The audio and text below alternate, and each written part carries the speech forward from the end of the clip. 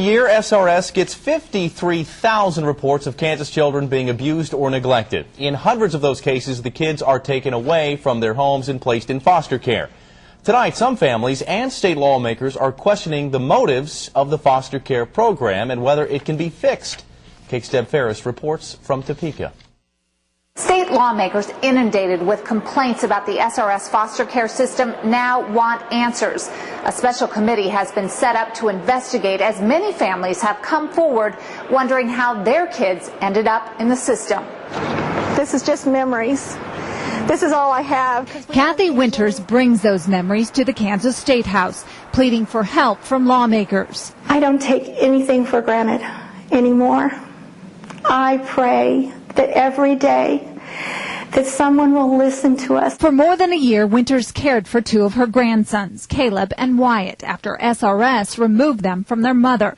Then last year, SRS took the boys from Winters and placed them into foster care. It has devastated my family. My family is totally torn apart. SRS claims Winters lost the boys because of poor communication, not complying with visitation requirements, and problems getting them proper medical treatment. But Winters believes the foster care system is broken, a system she says is driven by greed. I feel that the real reason is they make more money from the children if they do have them in foster care and if they adopt them out. SRS contracts with private agencies to run the foster care system.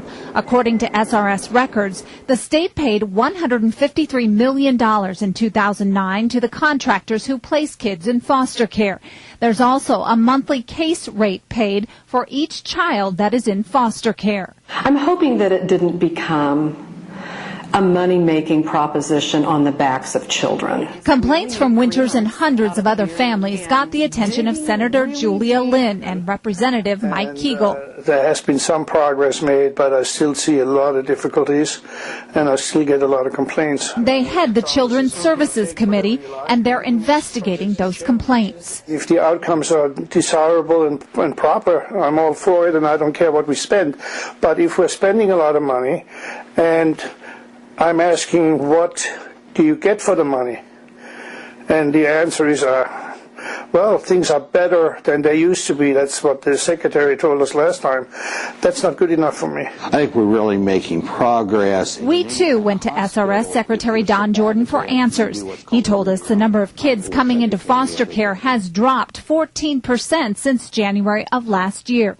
He says his goal is to keep all kids with their families. One of the things I'm proudest of something that we've achieved as a department over the last few years, is now 91% of our children in foster care live in some kind of family home, either with a relative or a family resource home. Jordan says the private contractors who handle foster care are subject to intense questioning before they're hired.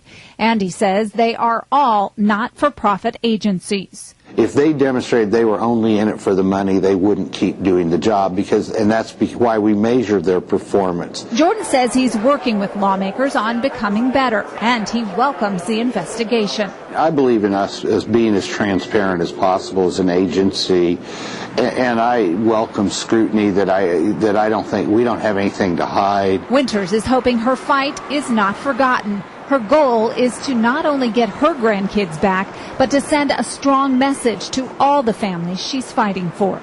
I will never give up. There's not one person in this world that can make me give up. Lawmakers have ordered a post-audit report on child services. That report is expected to be completed this summer. In the meantime, committee hearings are already scheduled for September.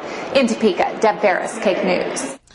And this is far from the end of the story. We'll have details of the post-audit report as soon as it becomes available and keep you up to date on the hearings scheduled in Topeka.